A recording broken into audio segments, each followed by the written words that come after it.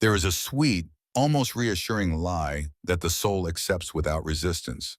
This lie says if you want peace, avoid conflict. But that's not peace, it's avoidance. And avoidance is a silent form of captivity. Too often we confuse the absence of noise with harmony, outer calm with inner serenity. And so, in our relationships, our choices, our prayers, we sacrifice our truth to maintain a facade. The price is invisible at first, but sooner or later it manifests itself. In the pain of the body, in the fatigue of the soul, in the dull dissatisfaction that settles in without a name, in the prayers recited without heart, and in this silent question, why, despite all my efforts not to disturb anyone, do I still feel imprisoned? There is a silent space within us, a secret sanctuary where the soul already knows the answer. And this answer whispers, what you refuse to face, you already possess. Zaid, a pious man known in his neighborhood for his patience and peaceful smile, was one of those who believed that peace was built in silence. When a dispute arose between his children, he would leave the room. When his wife expressed frustration, he changed the subject. When his neighbor accused him unfairly, he would respond with an embarrassed laugh. But inside, a volcano slumbered. He had never learned to say no, never learned to say bless me, never dared to name what burned in his heart. For he had learned from childhood that love was earned through submission, that speaking out was dangerous, that to contradict was to lose the other's esteem. One day, however, this fragile peace was shattered. It was during a casual discussion over family prayer. His teenage daughter expressed that she no longer understood why they were praying together. He could have opened a dialogue, but true to form, he withdrew into an icy silence. It was then that his son burst out, "You never say anything, Dad. We never know what you're thinking. You think your silence unites us, but it's pushing us apart." These words were like a holy gift. Zaid felt his heart crack, not because of the insult, but because he had recognized that it was true. The devil makes you fear poverty and orders you to commit immoral acts, while Allah promises you his forgiveness and his grace. Quran to 68. Inner conflict is not a sin. What is dangerous is denying it. The devil doesn't want to push us into evil in advance. He simply wants us to be afraid. Afraid to speak out. Afraid to shed light. Afraid to stir up what is dormant. He wants us to be content with compromise because compromise makes us lukewarm. And the lukewarm never move toward the light. The soul was not created to crawl. It was made to soar. And to soar, it must sometimes face violent winds. The Quran never speaks of peace without struggle. It speaks of patience, of jihad an-nafs, the fight against oneself, the inner work. He who avoids all tension is not at peace. He is asleep. But the sleeper is not free. The sleeper is simply unconscious. Human beings are made of shadow and light, and there is no light without fire. There is no peace without storm. There is no truth without friction. And yet, with every friction, a spark is born. And from this spark is born the possibility of a sacred fire, not a fire that destroys, a fire that purifies. What if what you fear to confront is precisely what Allah is inviting you to transform? What if your silence was not wisdom, but servitude? What if your calm isn't faith, but fear? What if your avoidance wasn't patience, but flight? It's not the struggle that keeps you awake. It's about turning off your own voice. There is a light in the history of humanity that has never fled the shadow of conflict. This light is called Muhammad. Peace and blessings of Allah be upon him. He could have chosen silence, a comfortable, quiet silence, far from the whirlwind. He could have closed his eyes, accepted compromises, not disturbed the established order. He could have become an ordinary man, forgotten among the powerful of Mecca. But he did not choose that path. On the contrary, he carried the truth like a torch in the dark night of injustice, idolatry, division, and tyranny. He said with courage and firmness, "There is no God but Allah. There is no high worthy of worship except Allah." These seemingly simple words were a challenge to an entire empire, a declaration that would shake the very foundations of Meccan society. It was not a call to war, nor a senseless provocation, but a cry from the heart, a dazzling light in a world of darkness. Inspiring story. The death of Abu Talib and the Prophet's challenge. One of the most crucial moments in the Prophet's life came with the death of his uncle, Abu Talib, his greatest political and social protector in Mecca. As long as his uncle was alive, no one dared to openly attack him out of respect and fear of reprisals. But after his death, the leaders of the Quraysh felt free to attack. They came to offer him a deal. If you want the money, we'll give it to you. If you want a wife, we will give you one. But stop talking. This deal is a lesson in history and faith. They didn't demand his complete submission, only that he renounced the truth he proclaimed. They wanted to buy his silence, reduce his mission to a mere negotiation. But the Prophet's response was unequivocal.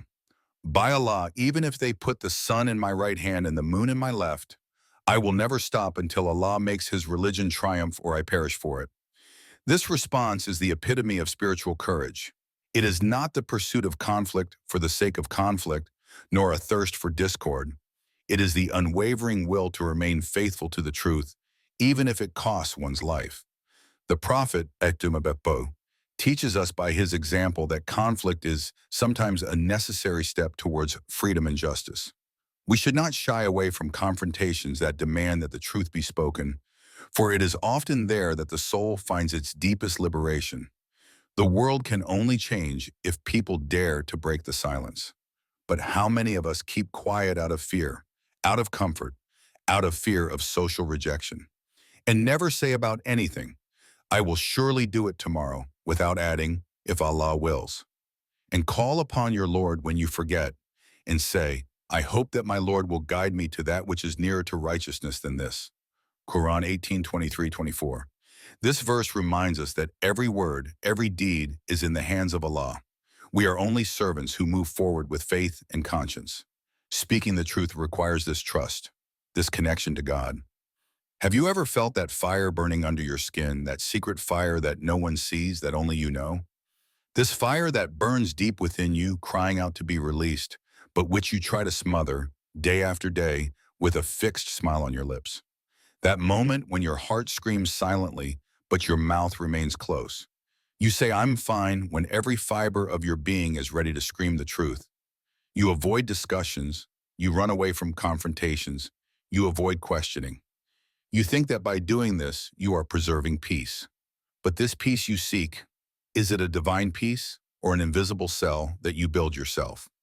Silence, when chosen to soothe, can be a balm. But when it is imposed by fear, it becomes a prison. A cage where your soul suffocates, where your light dims. You know, the human soul is like a river. It must flow, express itself, even if sometimes it carries heavy stones with it. The repressed silence, the unsaid, these are the stones that block the flow. Every suppressed emotion, every unexpressed anger, every unspoken injustice becomes a weight that weighs down the heart.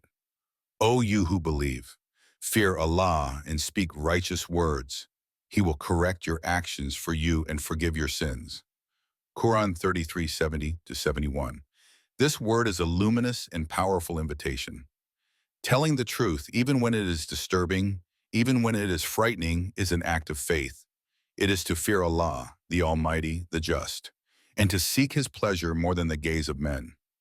Saying the right words is not just about speaking, it is about daring to be authentic, even in the face of storms. Inspiring story, Khadijah's awakening. Khadijah grew up in a house where words hung in the air, like shameful secrets. His father beat his mother, and no one spoke. Silence was a law, a habit, a survival mechanism. She learned to never make waves, to remain gentle and calm, to contain her emotions.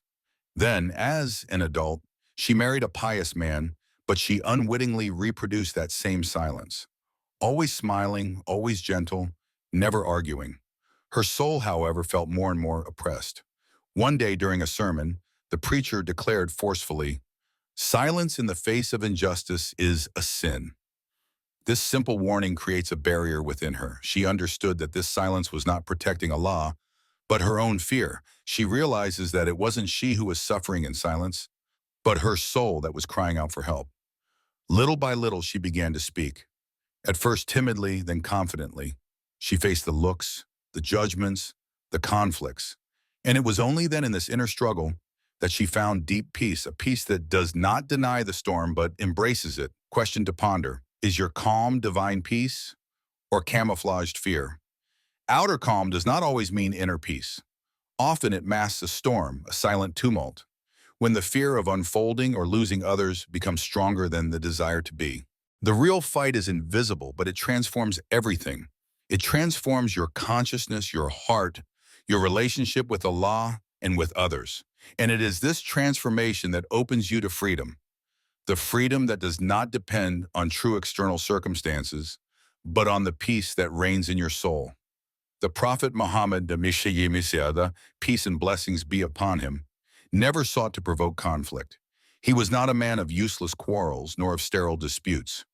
Yet he never let the truth be lost, nor distorted for fear of confrontation. He taught that conflict is not an evil to be avoided at all costs, but an unavoidable reality when standing up for what is right. Conflict, when conducted with sincerity, patience, and faith, becomes a precious mirror. This mirror reveals justice or injustice, light or shadow in hearts.